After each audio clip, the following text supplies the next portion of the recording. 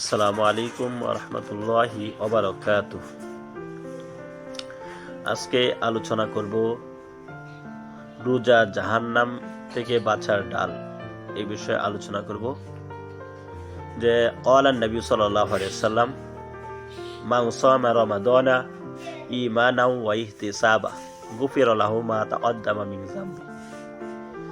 যে আল্লাহর নবী হযরত মুহাম্মদ সাল্লাল্লাহু আলাইহি ওয়াসাল্লাম বলেন, যে ব্যক্তি ইমানের সহিত সওয়াবের আশায় রমজানের রোজা রাখিবে, আল্লাহ রাব্বুল আলামিন তার পিছনের সমস্ত গুনাহ মাফ করিয়া দিবেন। আরেক হাদিসের মধ্যে রাসূলুল্লাহ সাল্লাল্লাহু আলাইহি ওয়াসাল্লাম বলেন, আস-সাওমু জুন্নাতুম মা লাম ইয়াখরিকহা। যে রোজা জাহান্নাম থেকে বাঁচার ডাল, যদি ডাল ছিদ্র না হয়। যে রোজা হচ্ছে জাহান্নাম থেকে বাঁচার ঢাল, আর এই ঢালটা যদি ছিদ্র না হয়। যে সাহাবায়ে কেরাম রাদিয়াল্লাহু আনহুম তারা জিজ্ঞাসা করলেন, ইয়া আল্লাহর রাসূল, যে ডাল ছিদ্র হয় কিভাবে? নবী করিম সাল্লাল্লাহু আলাইহি ওয়াসাল্লাম বললেন, দুইটি জিনিসের মাধ্যমে ডাল ছিদ্র হয়।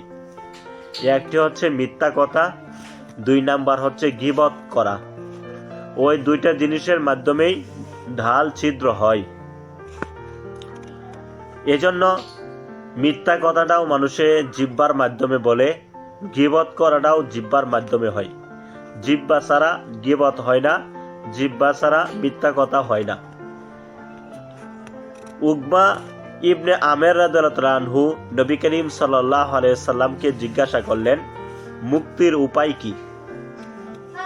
নবীজি সাল্লাল্লাহু আলাইহি ওয়াসাল্লাম বললেন, মুক্তির উপায় 3টি জিনিস।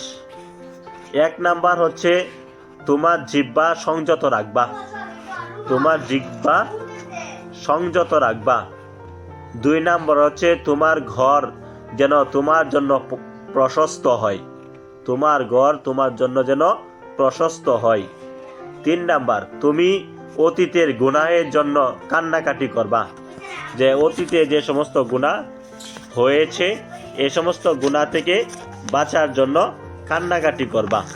কান্নাকাটি ছাড়া উপায় নাই, এজন্য কান্নাকাটি করতে হবে। নবীজি সাল্লাল্লাহু আলাইহি ওয়াসাল্লাম বলেন, আদম সন্তান যখন সকালবেলা ঘুম থেকে উঠে, আদম সন্তান যখন সকালবেলা ঘুম থেকে উঠে, আদম সন্তানের সব অঙ্গ প্রত্যঙ্গগুলো জিহ্বাকে ডাক দিয়ে বলে, তুমি আমাদের ব্যাপারে আল্লাহকে ভয় করো, তুমি আমাদের ব্যাপারে আল্লাহকে ভয় করো। পা ডাক দিয়ে বলে জিহ্বাকে, তুমি আমার ব্যাপারে আল্লাহকে ভয় করো। হাত ডাক দিয়ে বলে, তুমি আমার ব্যাপারে আল্লাহকে ভয় করো। চোখ ডাক দিয়ে বলে, তুমি আমার ব্যাপারে আল্লাহকে ভয় করো। কান ডাক দিয়ে বলে, তুমি আমার ব্যাপারে আল্লাহকে ভয় করো। নাক ডাক দিয়ে বলে, তুমি আমার ব্যাপারে আল্লাহকে ভয় করো। মুখ ডাক দিয়ে বলে, তুমি আমার ব্যাপারে আল্লাহকে ভয় করো। এভাবে একের পর এক ডাকতে থাকে আর বলতে থাকে। তারপরে আমরা তোমার অনুসারী। আবার অঙ্গ প্রত্যঙ্গগুলো বলে, আমরা তোমার অনুসারী, তুমি আমাদের লিডার। তুমি যদি সোজা থাকো তাহলে আমরাও সোজা, তুমি যদি সোজা থাকো আমরাও সোজা। তুমি যদি বাঁকা হয়ে যাও আমরাও বাঁকা। জিহ্বা যদি বলে সুদের টাকা আনো, পা হেঁটে গিয়ে আনে।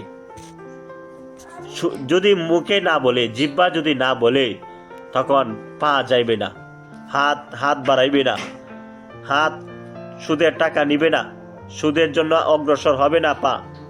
এজন্য জিহ্বা যদি অনুমতি না দেয়, সমস্ত অঙ্গ প্রত্যঙ্গ চুপ, একবারে স্টপ। জিহ্বা যদি বলে না যাইতে হবে না, সবাই যাও।